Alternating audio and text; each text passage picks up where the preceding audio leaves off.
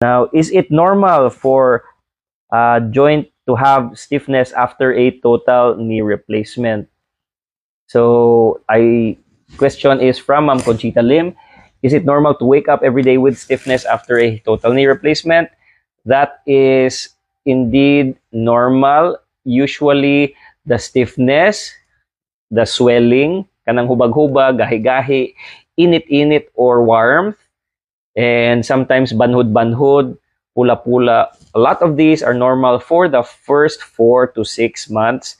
So discoloration of the skin, init-init, stiffness. That is why we do a physical therapy, gentle lang, so that mawala ang stiffness, mawala ang swelling, mawala ang inflammation, and you will definitely be in a better place as time goes by beyond the 4 to 6 month mark if you are after a total knee replacement surgery. So, salamat kayo sa question. Now, don't forget na if you are indeed getting information that is valuable na nakatabang sa inyo ha, please like, follow, and share this with your friends. And we're going live every Saturday at 6 p.m. para sa mga arthritis po. So, salamat sa pangutana. We're going down to our next question. And let's see. Good evening, Sad, to Ma'am G's Apostol. Salamat sa inyong pangutana. Now, we're going to ask sa mga answers questions from the chat group. We have a lot of time in our hands. Wa man tagadali.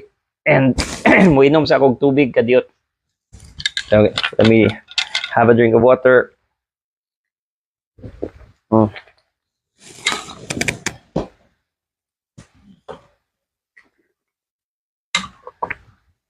So, for those who have hip and knee arthritis, we also have a separate group for the AVN Warriors Pinoy group.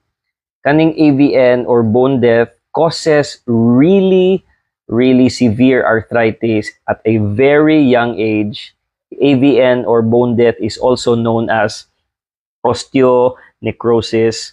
So we have a separate group na naay mga batanon, 20 years old, already having a hip replacement. Daghan ni sila 20, 30 years old.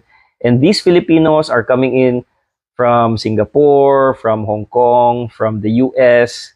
A lot of Filipinos. And there are some foreigners also na finding that it's actually sulit, cheaper, and getting the same quality care.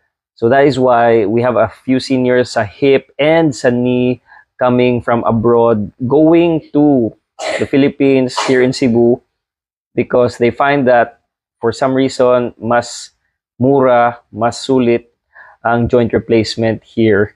So it's something that is interesting sa ako kay in line sa my storytelling yun na ang teacher mismo sa taga Zamboanga thinks na sulit kayo kay nakalakaw siya dayon. We're going to do the same for our hip and knee patients, Filipinos, and of course those from abroad. We will give world-class care gyud sa inyo ha. So here is some of the questions po sa atong AVN Warriors chat group. So Doc Joff, is it normal na may popping po yung hip after sa hip replacement?